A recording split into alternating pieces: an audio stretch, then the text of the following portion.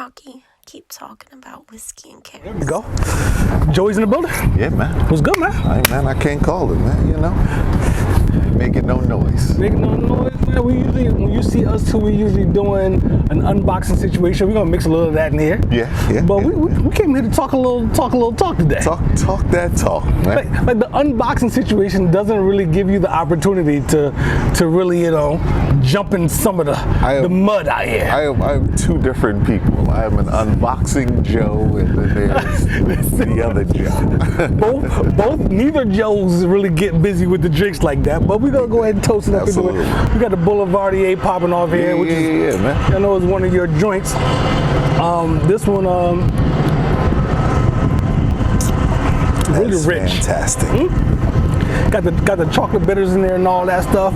We got people. Hey, how you doing? Oh yeah. We got the tour coming through and everything with the apartment drinks. I love chaos and hectic situations with them. This is all of those things. It's a dog in the background. Dog going wild. I love it. Fantastic. What you been up to, man? Everything and nothing all at the same time, man. If y'all only knew, I know. Yeah, man. Whole lot of everything, man. It's been an interesting summer. I feel like I don't even know when summer began to officially say that it's ended, but it's over. You in the real estate game now? We got in, man. We got our first rental property, and that's what pretty much stole my entire summer. We literally closed on it the Tuesday before Memorial Day, and so every weekend since Memorial Day, we've been up in Baltimore. Getting my handyman on, man. It's been I've heard some stories. Yeah, it's been a learning experience, to say the least. So yeah, it's been pretty dope. But what got you into the real estate situation? Like, wasn't it that was driven on Kennedy's? Was that really driven by Kennedy's attendance to the college up there? Yes and no. So to start out, I had a coworker at one time. She's a marine biologist, and so she went to she's got like 3 masters. She's like the smartest human being and most ratchet person all at the exact same time. Smart and ratchet. And so of the 3 colleges she attended, everywhere she went, her parents bought a property. And then when she became a marine biologist, she was working for National Oceanic, NOAA, they bought a property everywhere she was stationed with the intent of renting it out to those individuals. And so so I always thought when the girls, got to college that was kind of something we wanted to emulate. At the same time, Tiff had been kind of dabbling and learning about the real estate game. Yep. And so mixed together, she was kind of looking around for stuff, and then I kind of had an idea of what we wanted to do with it if we got into it.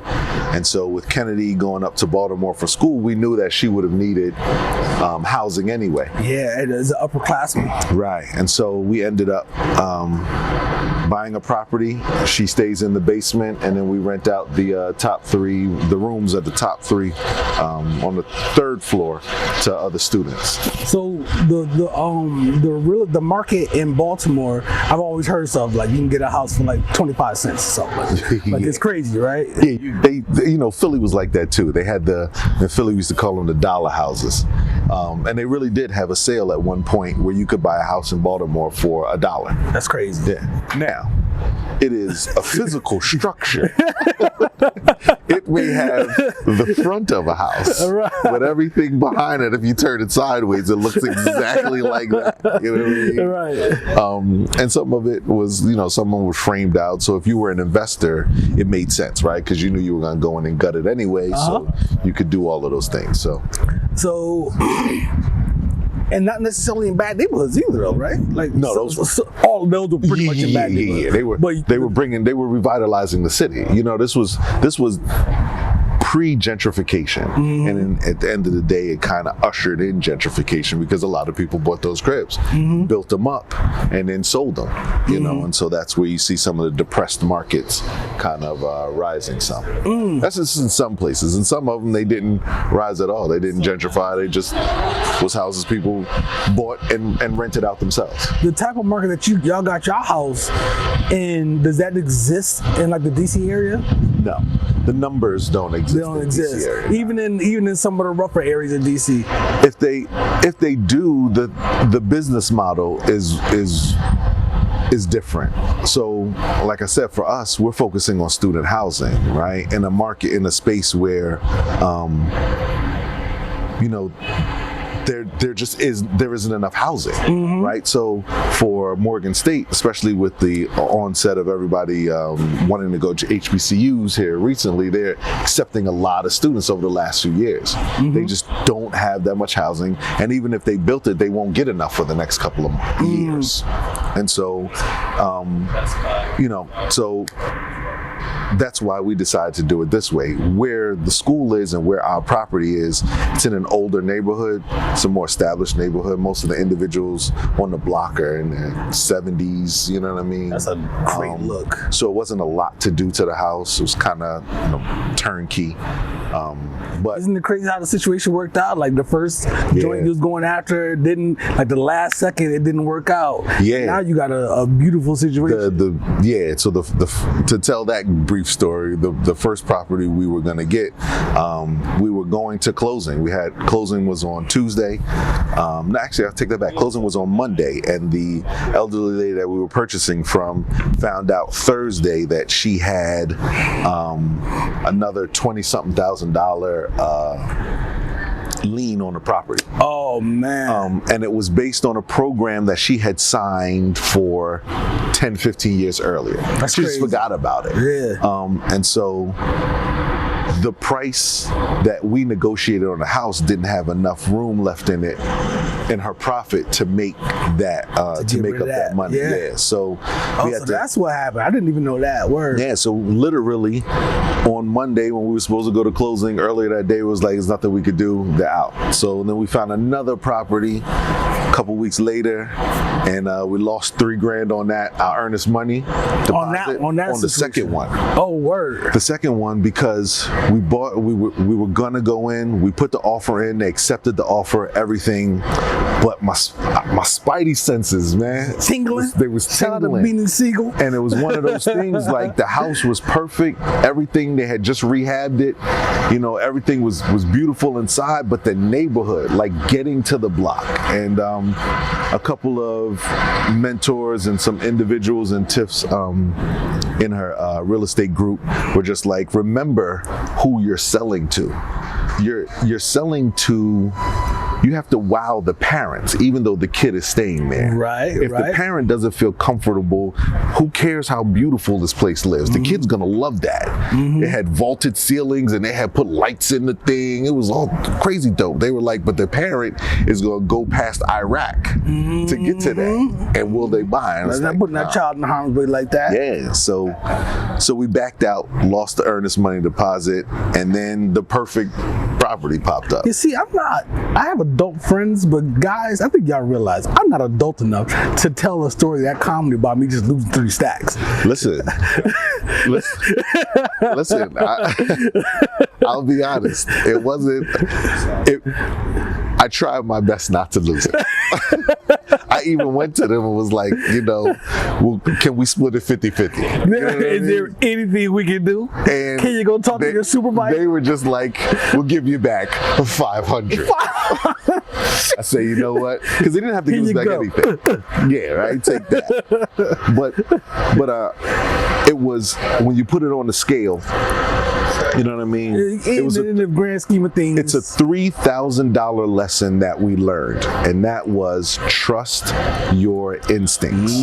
Trust them. I spent 45 years honing these hood instincts of when my spidey senses go off, and when they went off, when it came to money, I overlooked them. You know what I mean? I thought around it. In this instance. Right. I thought around it, and like I said, So when did you realize it? When did you say? When did you look around and say, "Wait a minute, I just ducked 12 bullets getting here today"? You know the craziest part, and this is how blatant the disrespect of my instincts I did. The second that Tiff and Kennedy had gone to see it, and I wasn't, and I was at home, and they were all hyped up about it. I looked it up. And I looked at where it was, and I was like, all right. And this was the only property I ever looked at that I was like, I remember driving past there all the time.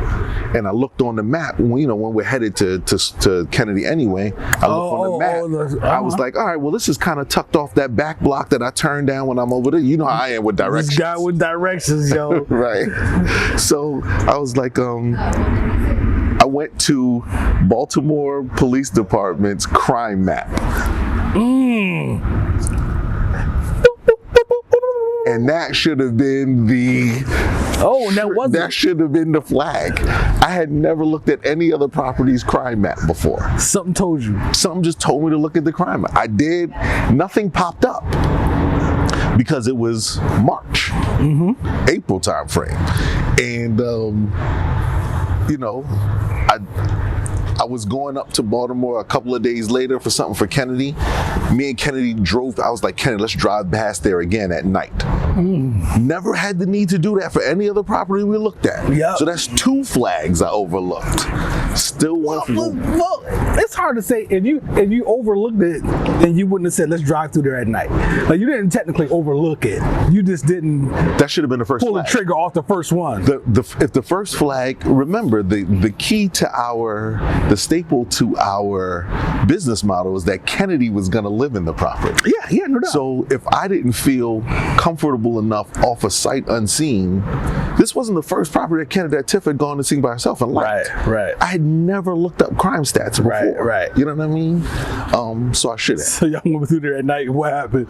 It was still perfectly fine. Oh, okay. But my spidey senses was like, which is not always a good thing, as you and I both know. Yes, sir. My spidey senses was still like, nah, this ain't it, man. Something is off.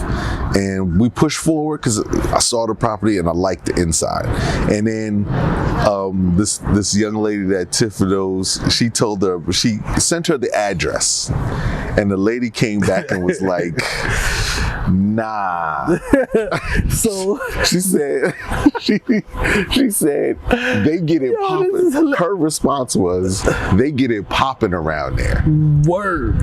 And so we were like, okay, I kind of felt that. She was like, no, you don't understand. Nah. Like, so the house was about 3 houses from the corner. The corner kind of turned, and then there was another block that kind of shot off this way. She was like, you know that corner store at the corner? I was like, yeah. She said, that's the Pop-It.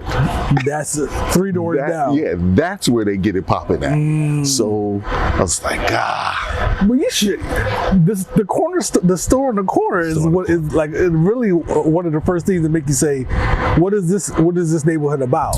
What is it? When you get too close to the store. The store. Yeah. So that's what I'm saying. All of those things I should have taken into consideration that I didn't. We didn't collectively, and so.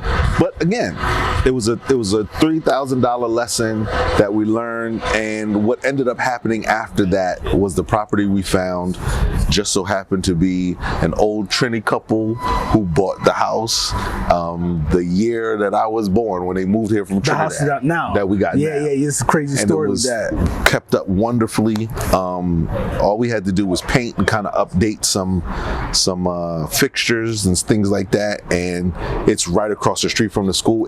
I literally couldn't get a better situation. That's crazy. So on the flip side, in the other news, you just pulled off a men's conference down in Waldorf, right? Yeah, man. There was created something called the Charles County Black Men's Summit. That it was basically just trying to get the gentlemen in our community to the black men in the community to be more seen, more visible. Seen and visible is the same thing, but and just a little more involved. you know, the reality is, if we're talking about sports, then I have no problems finding any of the black men in the county. You know what I mean? If a kid plays football, basketball, soccer, whatever sport you can think of, I can find 1,000 black men. Right. But the reality is that only accounts for 10 to 15% of the young people in a school or any environment. So what happens to the other, 90 to 85% to 90%? There's no black men who are really engaging them. Or rallying for them. Exactly. And so the goal was just to do that, to kind of get more men involved. I'm a vice president with the NAACP down in Charles County, and I'm a mediator with the mediation center, and a lot of other things I do in the community. And it's the same cast of characters. It's the same 5 or 6, 7 of us that I see at every school board meeting. That I see every know the population down in Waldorf, come on, man. Charles County specific, is just growing and growing as far as the black folks coming down there. Yeah, but I mean, if I go into any barbershop, y'all talking about the same issues that I'm arguing with or speaking up for on behalf of your kid. You know what I mean? So I need you to do that in a more public space, because they know when they see me coming, they know what I'm there for. Right. So then, go ahead. I'm sorry, let me ask you though, so what was the driving factor? Was it that, I understand what you're saying as far as wanting to get the men more invisible, but to go back even further, is the driving factor that Waldorf is getting bad, right? Or is it, let's not let it get to that point? So it's twofold. The first was what I was talking about in terms of everywhere I go, fighting for African Americans in the county, I see the same cast of male characters. With saying that, if there are 30 people there, there's 5 of us and 25 African American women fighting, right? And so the straw that broke the camel's back for me was in December, a young man was murdered as a revenge killing for a murder that happened over the summer. Right? It was just ridiculous. If you ask anybody who played any sport, all of these black men knew who this young man was, who did the shooting, and the young man who got shot. Got it. There were these emergency meetings. I get on these meetings and it's myself, another gentleman, and if there were 12 people on the meeting, the other 10 were women. And I said to them respectfully, that's crazy. We need more men to show up in this, right? Like having all of these women fight for the voice of what's happening to young boys or getting involved with young men. At some point, the men have to step up. Yep. And so, I respectfully said to them, I thank you, because they were on it. I need that to be clear. I need that to be perfectly clear that these women were ready to engage. There were state delegates on the call, senators on the call, all of that. You know what I mean? So they were ready to enact policy, to come up with fun, anything they needed, anything they believed was needed to help the young males in the community. There's no men there, and that's who really needs to get involved with them, taking the helm on that. So those two were the driving forces for me to say, you know what, I need to at least get all the men in the community together in one space so we can start helping each other. You know what I mean? Right. Do whatever we're trying to do, and stop working in these silos. Then I'm finding out one guy's got a mentorship program over here. This other guy's got something over there. Talk about that kind of stuff. Got something over here. I got 15 people got something, and they only helping 2 and 3 kids at a time. But if they work together, we can help a whole lot more. If we if everybody stopped trying to be the chief, man. Yeah, we talk about that. Yeah, man. So that was the purpose of it. It happened a month ago, and I'm really proud of what came to fruition, and we plan to do more. That's what's up. You said you're gonna make it like what? Semi-annually. Yeah. Because what we did was we also we brought together other organizations, because I wanted county organizations who were looking for men to get involved. I didn't want them to have an excuse to say, well, I don't know who needs something. You know what I mean? So we had the mediation center come. We had Tri-County Youth Services, which specifically helps young people who are already engaged with the system in one way or another. And so you know, they came out. We had the head of school security come out and do a briefing, because I also thought it was important for us to hear from the individuals who have to deal with these young people on a daily basis. What they see. So that way we can better help them, you know, with what they want. And then, you know, hear from some young people so we know what they actually need. Did you have some young folks that came to the thing? At the last second, one or two of them had to drop out, but it was okay, because we ended up spending that time really having some really good dialogue amongst ourselves about what's stopping us men from working together. Okay. You know what I mean? So it was a productive day, I'd like to believe. That's dope, man. Congratulations on that. You know what I'm saying? Yeah, doing some good things. Like, your roots in that community is getting deeper and deeper. Yeah, man. You know what I'm saying? It's gonna make it hard to retire somewhere else. It sure is. That's not the worst place to retire, though. No, man, not at all. You know what I'm saying? It's moderately priced, but you're still a stone's throw from DC. From the city, yeah. I can get it when I need it. It's gonna hit the pockets, baby. Yeah. You know what I mean? So that's what's up, man. Yeah, man. And you know what I'm saying? That was how long you been married now, man? It'll be almost 11 years. 11 years, man. 2009. What's this, 2021? Yeah, 21. 9. This is 12 years. Yeah, 12 years. 12 years what? October. Yeah. That's crazy, son. It's crazy. That's crazy. You're like a full-blown adult. I'm a fully grown adult male right now. Here I am moving into the apartment with the rooftop. We're not going to have this discussion. What's going on? And pizza opening up downstairs. I'm trying to slim down a little bit. Yeah. It's making it difficult. It's becoming increasingly difficult to remain friends with you in this space. It is. It's all good, man. Shout out to Tiff, man. Yeah, man. What other grown-up topics do we need to talk about before we get to the grease? I don't know, man. You know, it's on your chest, man. You need to get off your chest before we transition to these sneakers and to some hip hop. I don't know, man. I think it's all situational at the end of the day. Man. That's true. You know, it's I'm a community-minded human being, man. It's always been who I am. I was birthed into it because of my parents. That's who they were. Shout out to Mom Duke. And so, so I don't really know anything different. Let me ask you this, right before we cut. I know my camera's probably going to cut soon. I have a question on my show that I've asked that's now becoming a controversial question because of how one of my last guests answered it. And the question I ask people I've started to ask is, what do you want your legacy to be? Do you ever think about what you want your legacy to be? So I asked my man Buck, the artist Buck, the painting I have.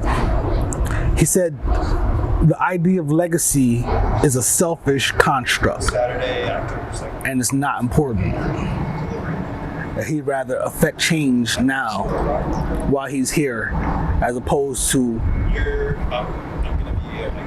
thinking about how, and I'm paraphrasing, how to leave a legacy after he's gone. Do you think the idea of a legacy is a selfish construct? I think that's a play on words. I think his response is a play on words. You think so? Absolutely. And the reason why I say it's a play on words is, before I answer the question, I'll say it's a play on words, because if his statement is to be concerned with the here and now and make and affect change here and now, then he's actually leaving a legacy. What the legacy involuntarily, is, it's not involuntary at all. It's exactly what it is. Right. The legacy is basically what people are going to say, think, feel about you when you're gone. Right. So in order for them to do that, you have to do something in the here and now that makes you affect their lives in one way, shape, or form for them to remember you afterwards. So is it a matter of intention?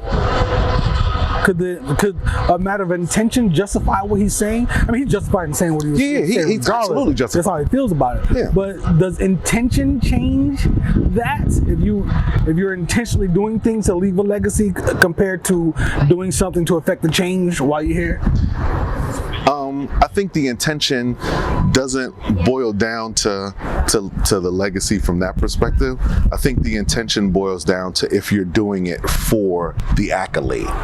Right? So if my intention, so I'll answer your question by saying my intention is to live for my dash, right? And by dash means when I heard an old guy say it before, and you hear it at funerals all the time, but that dash is between the day you were born and the day you die. What did you do with that dash? And I live for my dash. And the dash is to make sure that anyone that I encounter, any way, shape, or form, if I have the ability to make the lives of those around me who can't speak for themselves, who are unwilling to speak for themselves and just need someone to do it, that I do that for them.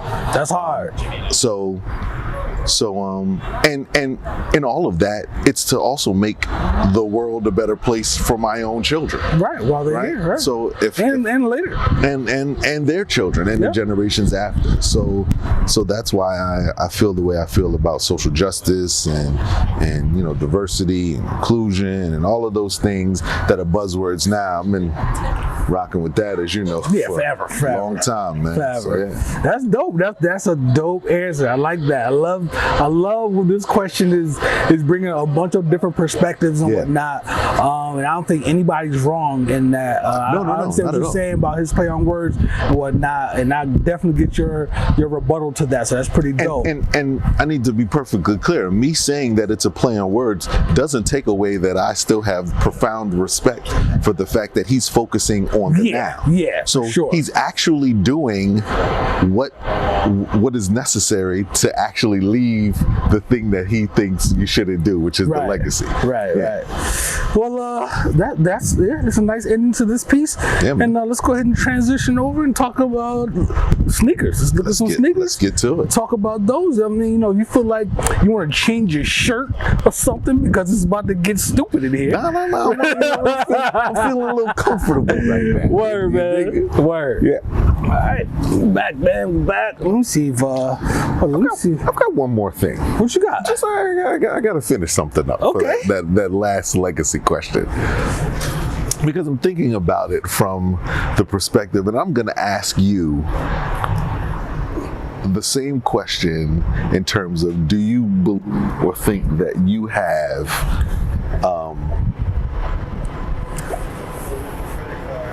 affected the lives of individuals to quote unquote leave a legacy? You're asking me, was it my intention to leave a legacy? No. In doing it? I'm just thinking, I'm asking, have you or ask that question again. Pose it. I'm sorry, I didn't get it. So, you know what? I'll pull the question off the table. I'll say, I'm willing to answer the question. I just don't understand. Yeah, again, I'm just saying, I'm thinking about the question even more, and the things that we do in terms of legacy or affecting the here and now, right? So, like, I deliver for Arnold House, a food bank. 3 times a week. Right? Those people don't know me. Right. Some of the individuals I happen to see when I deliver the food every week to the food bank, and they're increasingly and incredibly thankful all the time. They know me by name. They say thank you because we pull up with the truck and, unload the stuff. We started a scholarship fund. Yes. Right? And I'm bringing it up because, one of the young men that we just gave a scholarship to, I don't even think I sent you the email yet. We sent the scholarship to, he's going to the University of Utah. His mom sent us $50. She sent us $50 and thanked us for investing in her son. That's crazy. So we gave her son $500. And she gave us back $50 because of what we are doing for other young people. So you know, back to his thing about legacy here and now, like that is that. Yeah. Right? Like her son is always going to remember that these 6 guys who don't know him gave him $500 to go to school. Through your deeds, you're leaving. Whether you want to or not, you're leaving a legacy. Absolutely. All right. So whatever that legacy is, because legacy is not necessary. I guess legacy is it's a positive connotation to the word legacy, right? So whatever you're doing, you're gonna leave some type of memory, some type of, when people think about your name, they're gonna say, well, let me frame his name, let me frame this correctly, right? And then they're gonna tell the story, boom, boom, boom, boom, boom, boom. Right. You know what I'm saying? Good dude, all this other stuff, or whatever. Or he ain't doing nothing for nobody. You know what I'm saying? Or he just talk the talk or whatever. So whatever, if you're here to do good now, regardless of if you intend to leave a legacy or not, it doesn't really matter if you want to look at it that way or not. It's happening regardless. I think the word legacy has somewhat gotten perverted. Maybe so. You know, it's kind of like legacy is kind of like residual income. You know what I mean? It's a word that was designed or is defined for something specific, but people have perverted the word because they've misused it so frequently to justify selfish reasons, when there are a lot of individuals who are just living just like your man Buck, who are affecting the here and now, and the result of the here and now is the legacy. True indeed. I agree 1,000% to that. Yeah, I agree 1,000%. Yeah. I mean, there's none, you know, listen, man, the older I get, the more, you know, things just get in perspective and whatnot. And I try to live in the now as much as possible. Yeah. And that includes later today, tomorrow, whatever, however soon the time can get. I try to live in the now as much as possible, because that is really the only thing that's going to affect anything, is what you're doing right now. Right this second. right this second. Yeah. You know what I mean? Yeah. So, and then, you know, and then people, how as Ghostface would say, however you want to take it, man. You want to take it, man. You know what I'm saying? That's the perfect transition. That's the perfect transition, man. When Ghostface shows up, we are here, ladies and gentlemen. Let's get these sneakers up here. Let's see what's going on, man. So what you got? So, you know, as usual, these were a pickup from good old fashioned Major down in DC. Shout out to Ducky and Yoon and the crew over there. Stumbled in there to run my mouth one day, and I didn't get you. They get me at How do they pull this off with no alcohol? Yoon does it every day, every time, and I've been telling this story over and over and over again. But because Yoon loves the girls, she can always say, you know what, Kennedy would like these, Morgan would like these. I know we have her size in the back. That's how well you know your family. So these are some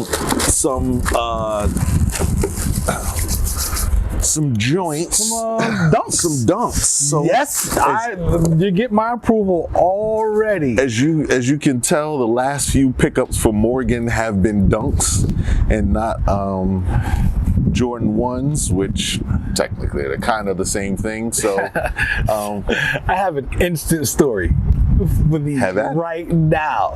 So, okay, these are tough. I see like sort of little suede piece on the leather. It has like green hints. And all the suede pieces around the unfinished part of the leather, right? The cut part of the leather. So Trina's looking for some sneakers, right? She has this orange top, right? And she's like, find me some sneakers. So I'm like, all right, cool. So all the sneakers, you know, I'm looking up Yeezys and all types of. So she's like, all right. So I find these dunks. The dunks were all this gray part, whatever, was all this color, the orange. No. All this color, green. Yeah. Right? I said, they were low top or high top? Low top. Yeah, I was gonna get those. Yeah, all green joints. I said, they're all green with the white, and just put some orange strings in them.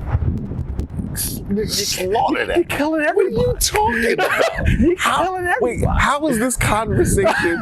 And I'm going to look in the camera so that I don't look directly in the eye of said person. How does she not have that with that concept? You got no response. No response. Nothing. Crickets. Crickets is too much response. Crickets is too much of a response. But it's all good. So these tough.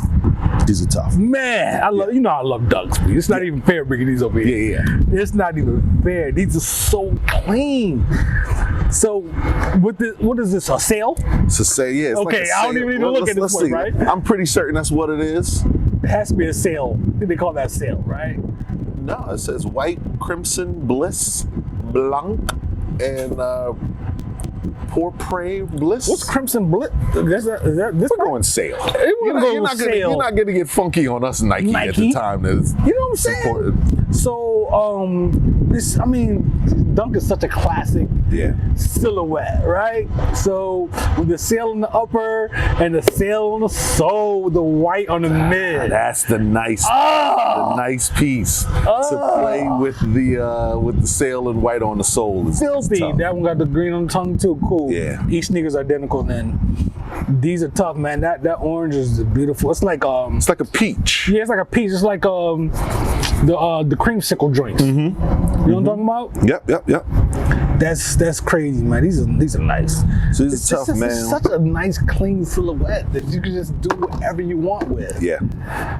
And that green, the hint of green, is showing up even more on the leather. On the inside, right. Unfinished part of the leather, like this.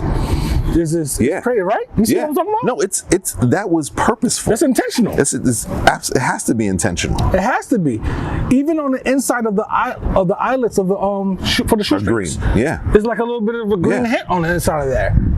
Yeah, well done. That's I never beautiful. noticed that. Right? Fantastic. So when you're moving around with those, psychologically, it's like, there's some green stuff going on with these. Yeah, these are tough. These are tough joints, man. I've never owned a pair of low top dunks.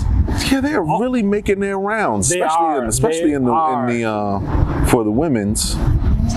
No, both. I've been seeing them. Yeah. Because the men's came out. They really started with the university pack. That's what kind of brought it back to life. When they did the Ohio State with the red and gray, and then they did the Michigan, the blue and yellow. Yep. And then they did the green and white joints. And then Virgil has a big piece. And absolutely. And low top dunks. Absolutely. You know what I'm saying? I'm not gonna say a resurgence or whatever, but he definitely put a spark in the game with his. Some of them shits, I don't even call them dunks. I don't know what those are, but he got some dope joints too. These are beautiful. It's tough, man. Ewan's right. Did Morgan love them? She loves them. Loves them. Absolutely. I hit her on the FaceTime. She was like, "Yeah, I need those." Yeah. It's just a perfectly crafted shoe.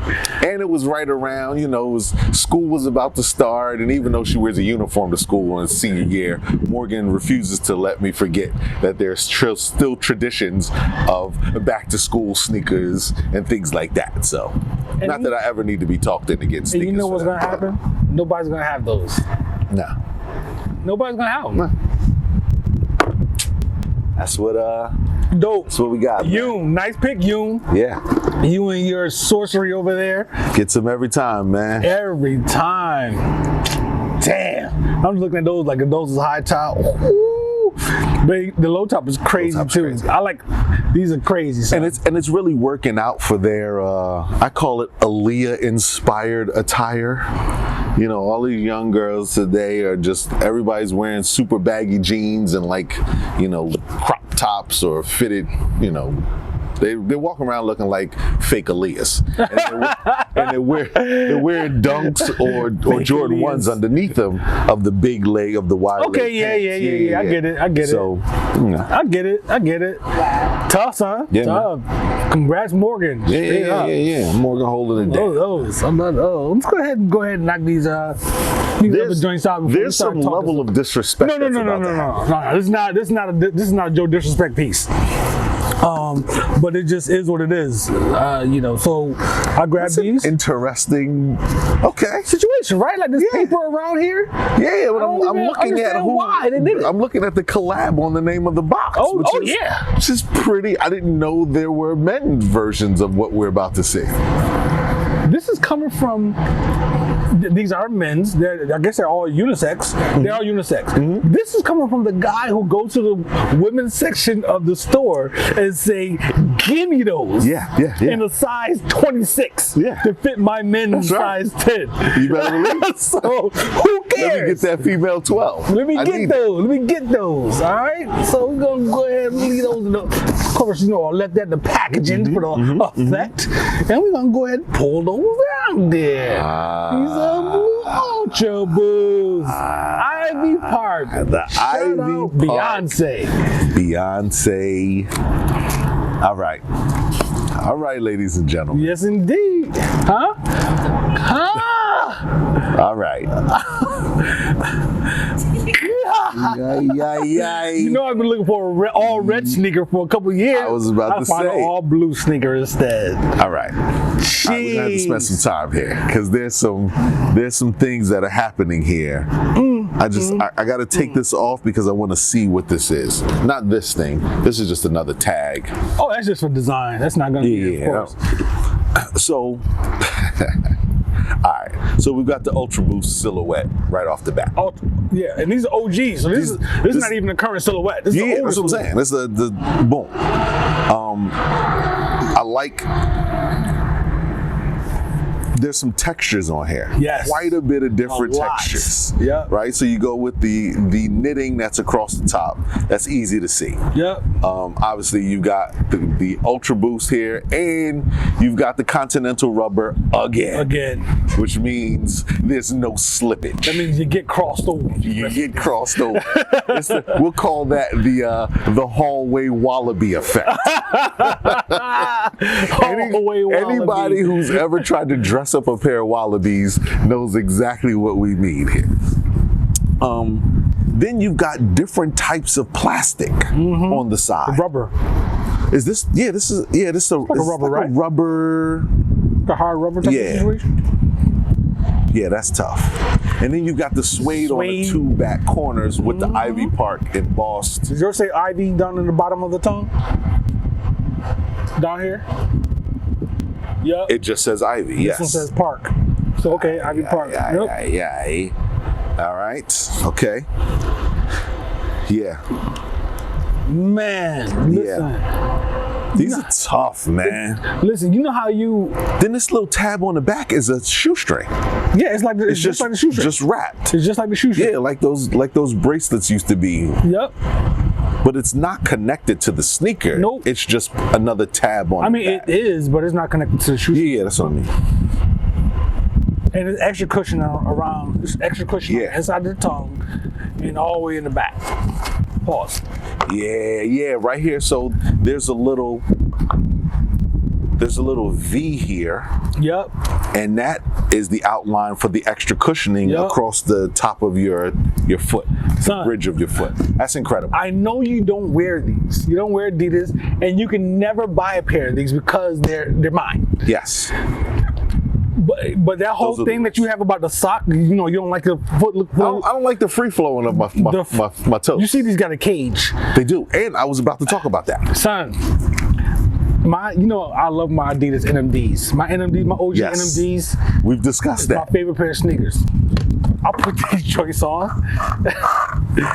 Did you talk greasy to the NMD? Extra cozy. Extra. Now I don't talk greasy to the NMDs, but I was like talking greasy to all the other joints in my closet. You got real cozy. Listen, the comfort and the insert.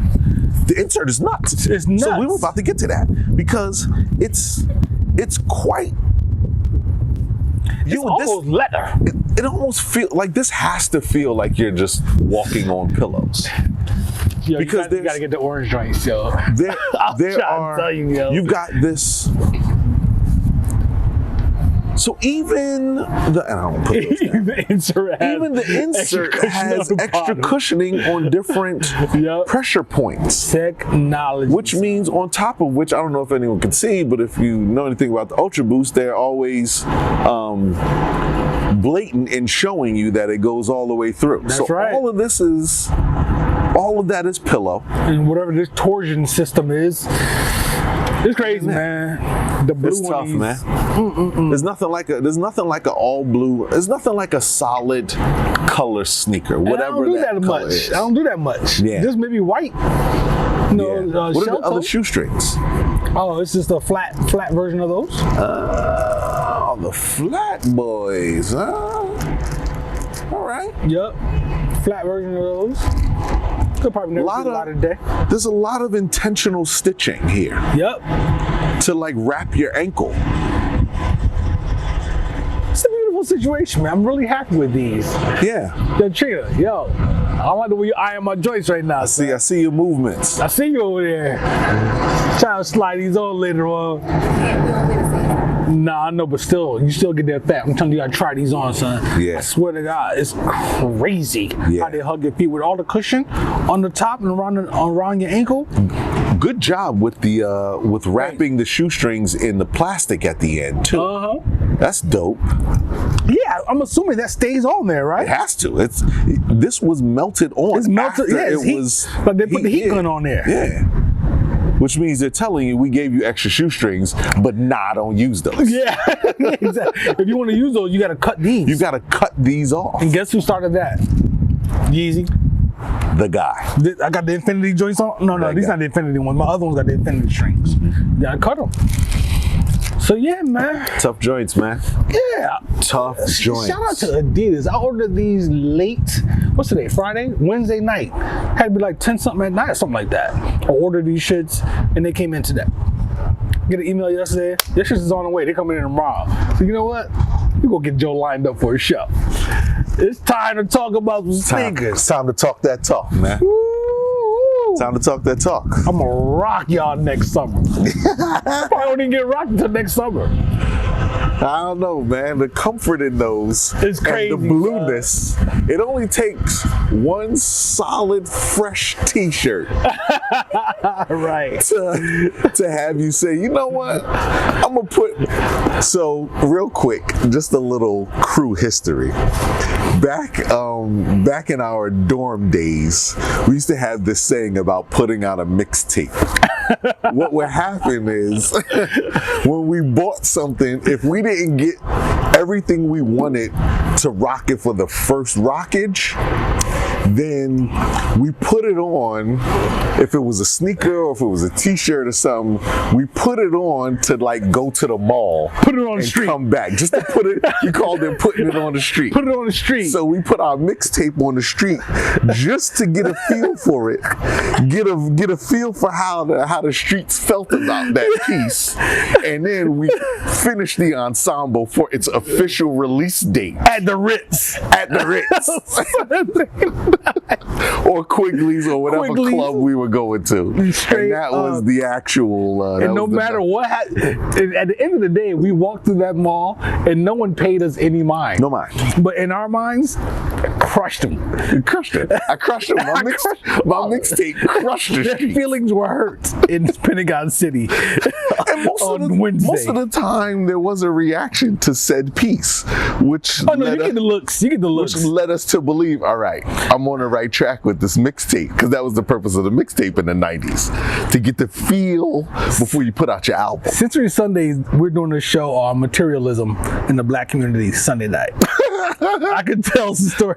I could just go on and on about how absurd it was, but we're not gonna go there because we'll be up here shooting 10 segments a day. I will just say, as a prelude to that, which I'm sure I will call in for a much deeper discussion, there was a moment in our lives where we were probably wearing the equivalent of our rent that month.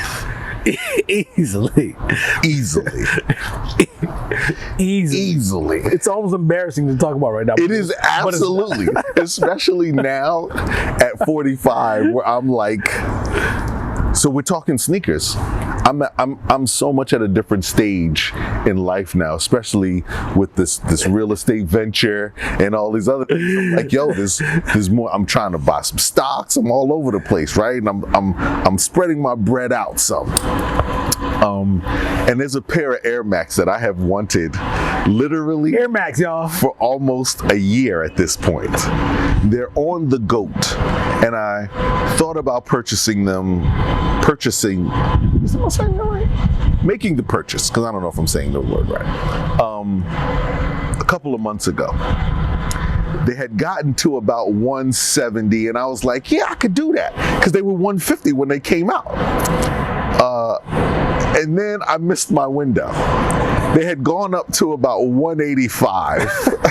And I was like, yeah, this is ridiculous. I'm good at 185. And then I went to press send, finalize the purchase, and it popped up 200 with shipping. And I was like, I'm out. I'm out. I have yet to purchase those sneakers. And I promise you, if GOAT had a history of how often I go and look at those sneakers, I must go and look at them at least once a week. You window shopping online. I window shop the GOAT, those specific sneakers. They're in my search. Nigga use a window shopper. I'm a window shopper. Listen. Because I cannot pay $200 for a pair of sneakers that I know was $150.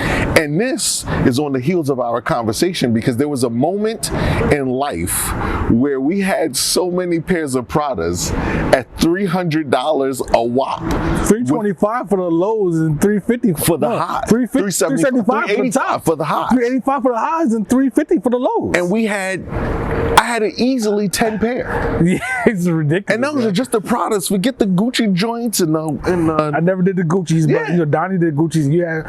Yeah, Prada's crazy. Like I was just talking to Taj. Yeah. And what? I had 3 pair of high tops. I had the 3/4. I had the Chucks, and no low tops. You didn't have any low tops. I had the majority of the low tops. 5 pairs of joints, B. Yeah. At bare minimum $350 a pop. I had black and white, had blue and white. And black and white high tops. I had the all black high tops. You had all black high tops. All black high tops. And black and white low tops? The army green. I had the black and white low tops. I had the blue joints.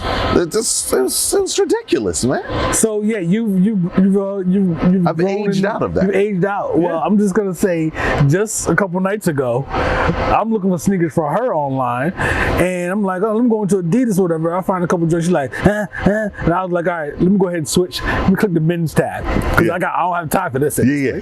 Go to the men's tab. These come up. I'm like, this is crazy, right? And I haven't bought any sneakers in a while. Absolutely. I haven't purposely. Right. I'm like, these are crazy.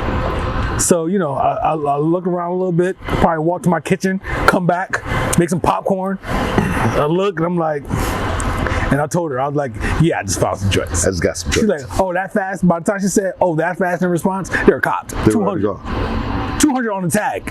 Yeah. So. But I think the thing for me is, if the cost of them, what it is for me is the resale. I can't do the resale on top of the 200, because if the sneaker costs 200, then I'd be like, all right, I paid 200 because that's what I wanted. But these were 150. You add the resale onto it, which I understand. This is. See, I mean, those are just Air Max, and it's just Air Max. That's crazy, because Air Max ain't reselling like that. So something special about them. But they were these with the bright orange. That's it. They were white and bright orange. Yeah, you showed me them joints. Yeah. Why are those jumping up $50,000?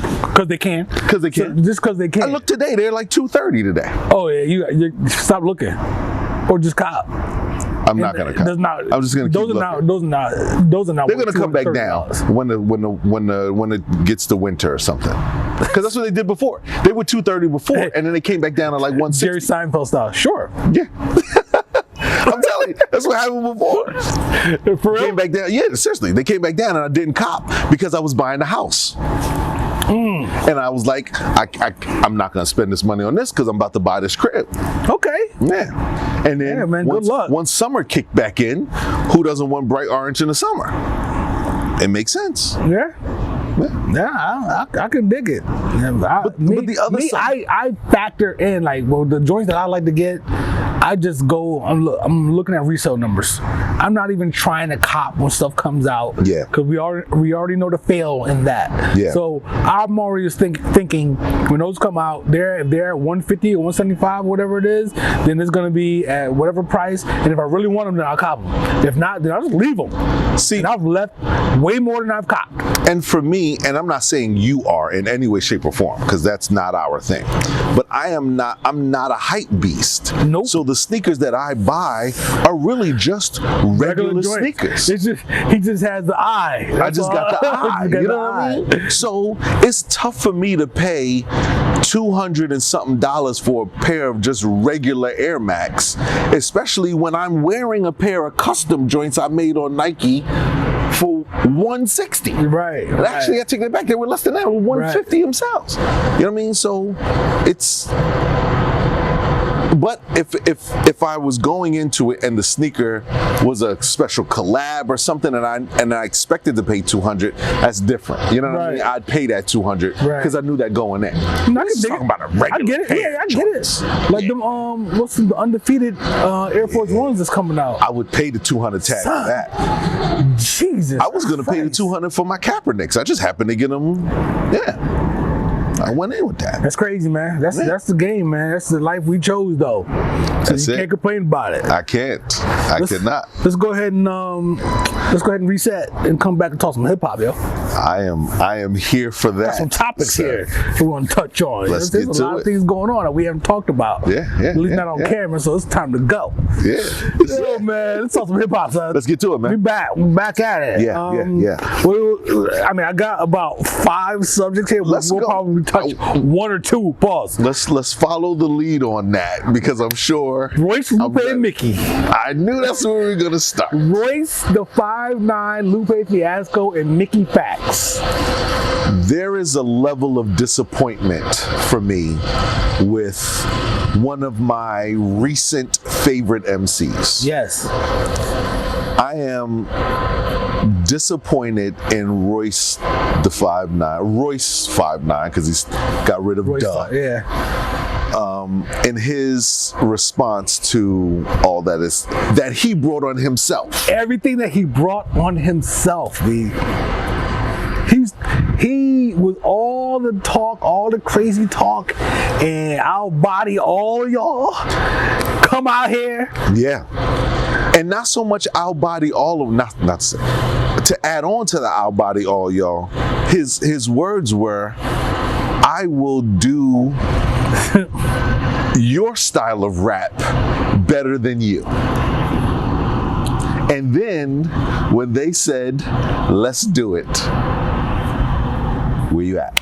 And even when it said, well, I can do what you do too. And he said, where? When? How? Let's get to it. And he talks, and then on the live joint or whatever, he talks greasy to Lupe, and of course we know we just breezing through this. Breezing through that, right? Talks greasy to Lupe, calls him a bitch on camera, on live. Lupe said, "All right, practice up then. Practice up." Boom, bangs on him, gets on his own live and starts freestyling about Royce. Royce, however many days later, comes out with a song, which is Silence of the Lambda, which is crazy.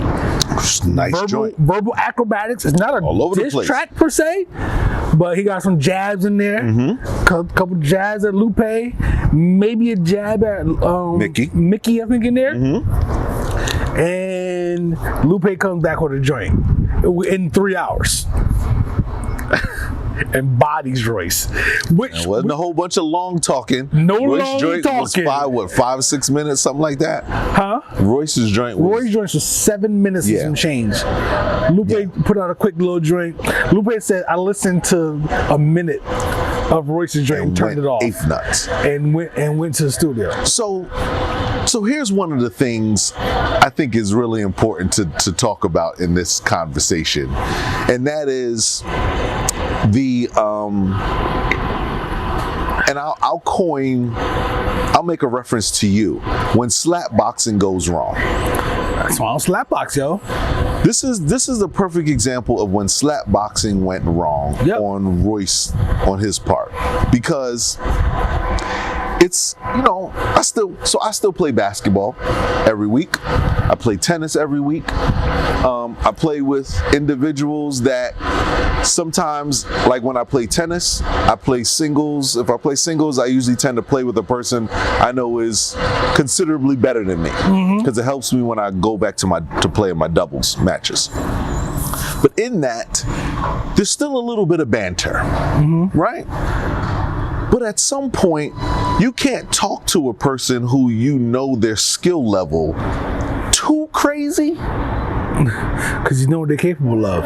And vice versa. They're not going to talk to me crazy, because even though I may lose to this person because I know skill-wise they may be one, you know, I'm a 3.5 or 4.0, they may be a 4 or 4.5.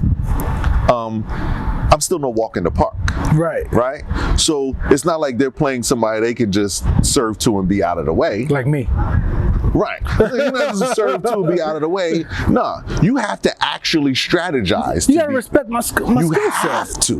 Right. And that's where Royce failed, I believe. He was talking to them like they were his sons. Like Mickey Fax wasn't Mickey Fax. This is Mickey. This is Fax. Mickey Fax. We've been listening to Mickey Fax since what? The 90s. The late 90s, early 2000s. I'll say the 2000s. Was he around during it was Mickey Fax, Asher Roth, that whole situation, Mickey Fax, I mean, he been doing this for a long time. He's been nice. He's been dumb nice. Forever. And you just fleeing him. So and you're fleeing, you're talking, you, Royce, are talking to Lupe Fiasco as if you need to school him on something. Lupe Fiasco. Now, for the record, see what he's done. I will go on record and say that I am a Royce fan from Slaughterhouse and beyond. We didn't rock with anything Royce. Before Slaughterhouse. Royce was nowhere near on my radar. I don't even know if I could tell you he even existed to me at that point. Right. I mean, he was murdered in the Detroit scene, the battle scene, and all kinds of stuff, from what I understand. And that's cool. That's fine. I give him all the accolades in the world and whatnot. But as far as our radar, it was Slaughterhouse time. You know what I'm saying? And that's where Roy. And even during Slaughterhouse time, at times you couldn't tell the difference between Royce and Crooked. And Crook. I couldn't. We used to talk about that all the time. I couldn't tell the Their difference. Style, their tone of voice, all of that was very similar. But let's not get it fucked up. Royce is a monster. On the mic, which is why we have this feeling of, yo, what are you doing? Like, why are you not rapping? All you had to do was go rap, because I'm not saying you're gonna body Mick easily, because you're not. Clearly, you're not gonna body anybody. All you had to do was just rap, not that crew of people. Yeah, that's the all of my statements are specific to these three individuals. Oh yeah, five. Add Ransom in there and add RJ Payne in there. Yeah. You're not bodying any of them. No. Because in all actuality, you all come from the same era. You have the same amount of time in this hip hop game. Come on, man. What are you talking about? But instead of rapping, instead of putting out a joint, you just talking. You go into your live and you just talking. You just talking and you just talking and you still talking. And you still talking, man. You still talking. Why you still talking? Why you not rapping? Why you not rapping? I love your projects. I love them. Come on, man. Prime, both Primes. I loved them. Book of Ryan, loved it. Allegory. Come on. When we did our recap in January, Allegory was literally on one of my albums of the year. Come on, Royce. Rap. That's all I need you to do, man. Rap. Let's talk about West Side Gun. Let's talk. All right. What are we talking about? West Side Gun's significance and contributions to hip hop, musically and culturally. Is it overlooked? This guy is a beast, man. If if there's an individual who engages in conversation about hip hop and they do not mention West Side Gun's contributions to hip hop, then I will say to you as a viewer, you should no longer listen to that. Straight up. Their opinion is unfounded if they mention hip hop and contributions and don't mention him. Come on, man. The stuff he's doing. It's impossible. You know he's coming out with Side B? You know his new album just dropped a week or so ago? Yeah. He's coming out with Side B next Friday. Yeah. He coming out with a whole other album next Friday. West Side Gun is proving his age. That he is our age, and that our age and style of rap and what we believe hip hop to be still exists. Yeah. Because West Side Gun is us. Yeah. At the end of the day. Yeah. Our love for cultural style art. Yep. Its influence and everything that is hip hop, not just the rap perspective. From fashion, everything to blending it all together. Fly shit. Just doing fly shit. Just doing fly shit, yo. We started this conversation talking about Pradas. When we were getting Pradas, we were doing it specifically to, and not to curse, but I'm going to curse, shit on whoever we saw in the club that night. Period. And the response. In each other. In each other. In each other. And the response when this guy. We always do this. Let's always do this. Why are we doing this? The response when this guy pulled out those wine Pradas from the Prada shop in San Francisco. Just for the record, ladies, that's what we're talking about. If you think about that, I remember I had a girlfriend at a time who went to Japan. And I was like, yo, I need you to pick me up some joints. I need you to go to the actual vape store. I gave those vapes away. Word. There is a homeless person or someone walking around Washington, D.C. with a pair, with two pairs, white joints? Yeah. With two pairs of vape that came from the original vape store in Japan. Come on, man. In 2000 something. You gotta give it up to West. Like, that's what he's doing. He just posted just the other day. He had a billboard in Times Square longer than anybody in history. I told Taj, I like that you gotta go to Times Square to see West Side. Not only that, what I thought was really dope, to add on to what you're saying, he said that as a caveat to as an addition to the billboard that was just put up. He was like, and my other joint is still down the street. Like, that's the stuff our generation got excited about. Yeah, so shout out to West, man. And that's all he's doing, man. All these interviews, I gotta tag this gentleman, man. All these interviews I've seen West doing, these stations he's been up, I've never heard anyone ask him, how did you meet Sky Zoo? Because that's where we first heard West on Hooks. Yeah. Sky Zoo. I know you had material out before that, but how did you link up with Sky Zoo, son? And that's where we first heard. That's where we first heard West, at least. And I will. There has to be a really, really, really good story attached to that, because of all things West Side Gun and Griselda and all things Sky Zoo, they are actual friends. Right. Like, if I'm not mistaken, they're like neighbors. Yeah, I know Sky Zoo live in Atlanta. Yeah. So I know West, I think West got some shit in Atlanta too. Because there's been a couple with Sky Zoo's last project, which, by the way, again, if you're having a conversation with anybody about hip hop and they don't bring up Sky Zoo, just walk out. They shouldn't be having this conversation with them. Just walk out. But during his press run for his last situation, he would talk about their closeness, how they're showing up to each other's kids' birthday parties. Yeah, man, that's real shit. And Skyzoo's Pop has a restaurant. What's the name? Patronizes it and actually uses his dad to cater his events. And it's come on, man. Between Wes and my cousin Blake, I don't know if there's any other niggas that's fly besides us.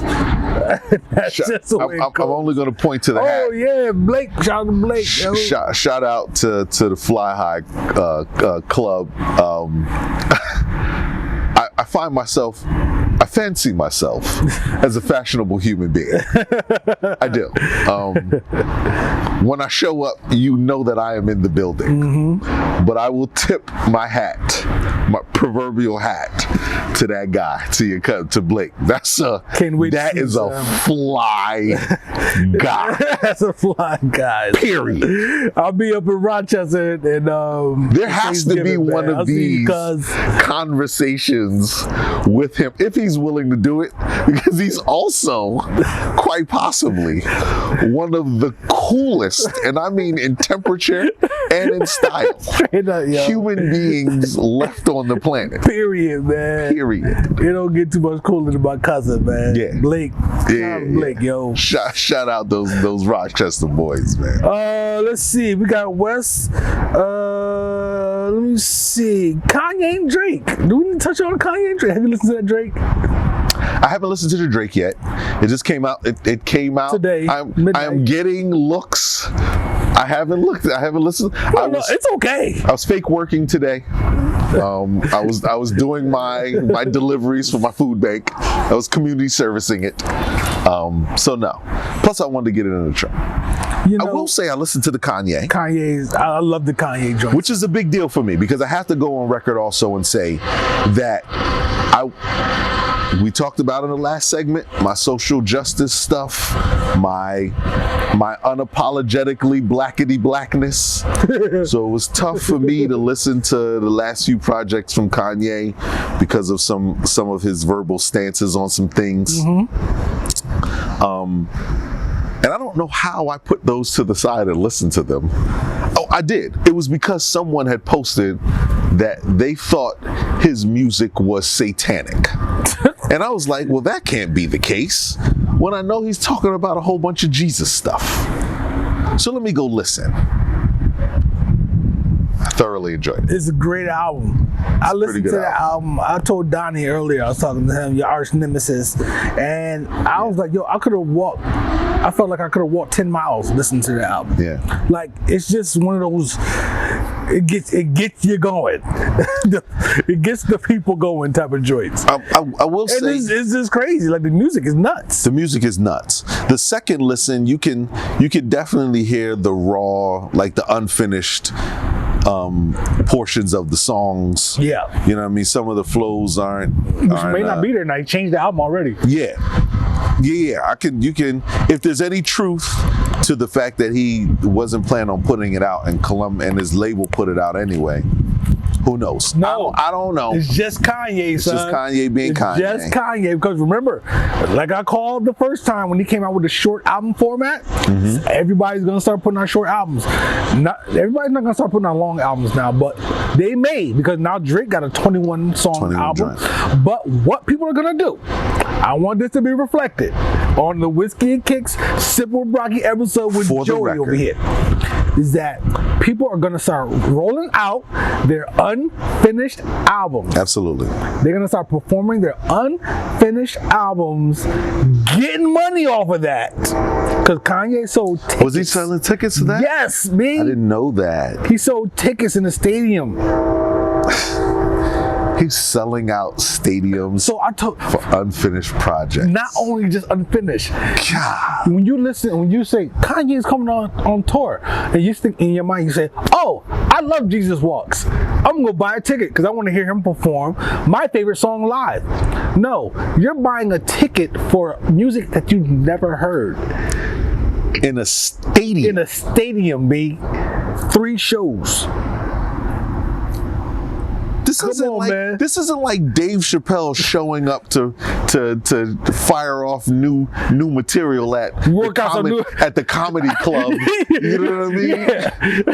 This isn't the comedy club. This isn't the guy taking his song over to the local strip club to see how they respond to this one song. He had a full-on stadium filled with people. That's genius, man. Doing unfinished music. That's flat out genius. So you think somebody's not gonna be, album coming out in October and September? They want to start doing some shows. They ain't gonna be doing stadiums, but they're gonna be doing. I mean, Travis Scott can do stadiums. But we're also talking about a different level of human being. Yeah. A different level of artist, a different level of artistry. I mean, the man recreated his actual house in the middle of a stadium. In the middle of a stadium. I mean, I think people were flying in. I think these things. He put the album out just in the nick of time, because I think that third show was a little bit overkill. I think he was just getting over that. He had Marilyn Manson there.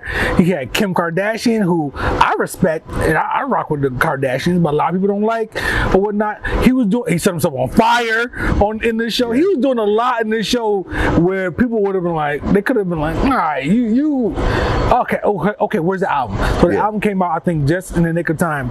Could have pushed it back more. I think it could have started negatively affecting him. Yeah. But he crushed it. Drake's album, I listened to it today. What you think? For the first and last time, and I peeped that. Yeah, I peeped that. Which is huge, because there was a moment in your life where you switched over to act.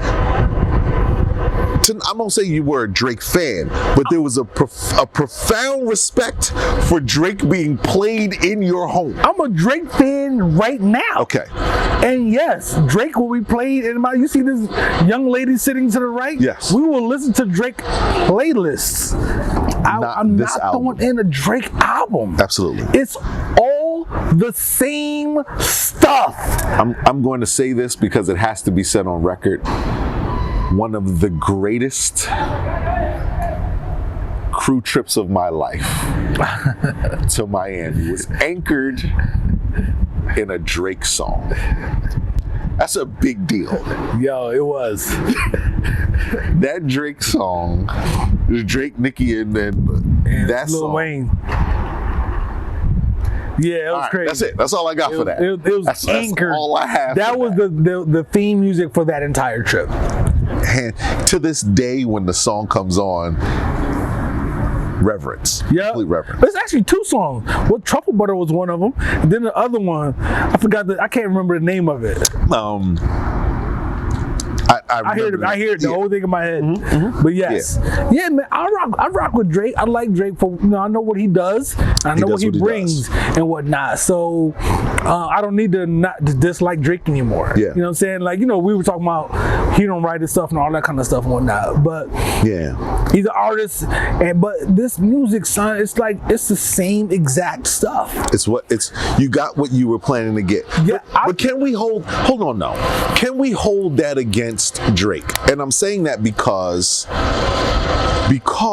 I listened to Hermes 8. Hitler Wears Hermes 8, the new West Side project, which is incredible. And I went into that knowing what I'm gonna get from West Side.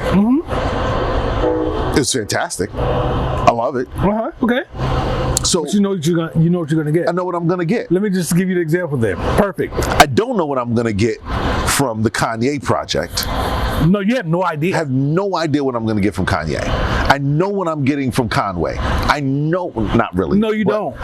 Not really from the You know what you're going to get from Benny. I know what I'm getting from Benny. Right. I know what I'm getting from, in terms of material and what he's going to rap about. I know what I'm getting from West Side. Not a knock against West Side or Benny. You know what you're going to get. But here's the difference. I'm listening to the Drake joint today. This actually happened. A song was playing, and you know how he does the first part of the song, he's singing, and then there's a beat change. Yeah. And then the second part, like some kind of beat comes on, and he starts rapping to it. I didn't do this on purpose. I was doing other stuff. The beat changed, and I started singing lyrics from an older song. Yeah. It's the same thing. All right, you can't listen to West Side Gun's album and you're not getting that. You're not doing that. I may know what I'm getting content. You know you're gonna get some dope shit. You're gonna talk about fly shit and all that kind of stuff. But musically, at least he's doing some different stuff. Yeah. Okay. Drake doing the same shit, son. Okay. You got a song with Rick Ross, yay. You got a song with Hove, yay. Yeah. Okay. Yeah. It's good. It's good. It's good music. Stuff. But you've done it already. I just don't. It's crazy, man. Yeah. So yes, I will never listen to this album in its entirety again. I will. Those songs will be mixed up into a playlist that Tidal selects for me. Right. That's it. Kanye, I will listen to that album over and over again. I probably won't listen to the Kanye again, mainly because that's not really my vibe all the time. That's not your lane. Yeah, that's not my lane. I've always got to. I also have a mandatory. Soca. I have to split my time with soca and reggae. It's the Trini in me. I have to do that. When February comes, I don't even talk to Joe about hip hop because he's soca. Between January, from January until Mardi Gras, right, for the Americans. For them, Carnival for us West Indians. That's fantastic. Ash Wednesday, soca only. That's hilarious. I come back in and get caught up from March and beyond. Like, Conway dropped 2 projects, B. You gotta go listen. Ransom got a new joint out. Ransom always got a new joint out. And that's my guy. I love Ransom. As long as he doesn't drop between January and Ash Wednesday. People gotta respect an artist like Ransom to think he was rapping during the Clue days. Like, you sent me that clip the other day of Tragedy Gaddafi rapping that's like a little like a He was on DJ Caesar. He's on DJ Caesar on Caesar's joint. Yeah. Right? From a couple of months ago. Tragedy was rapping with the Juice Crew. Yeah. You know what I'm That's saying? the 80s. Legitimately the 80s. You gotta respect that. That is masterful. That is a professional MC right there. He's rapping with the Juice Crew. Come on, man. You gotta respect these MCs out here. Those are certain levels of talent, though. Yeah. A certain level of talent. He had his hands in his pockets. He was chilling. Chilling. So, man, come on. We could talk hip hop all night, but I'm a little hungry. Yeah, I'm gonna have to eat. Get a grub, man. Get a grub or something. Got anything else you want to touch on? Pause? Nah, man. I think those were the major things here happening lately. Trying to give people another side of Joe. You know what I'm saying? This might be a 2-part joint. It's gonna have to be, man. There's a whole lot of things over here, man. I've figured out a way to keep the unboxing Joe in this lane and hip hop and all of that separate from the other Joes, the socially conscious, social justice, right? Unapologetically blackity black. This is not going to be played at the NAACP meeting next week. Nah. Which is funny because this is just how hip hop is ingrained in who I am.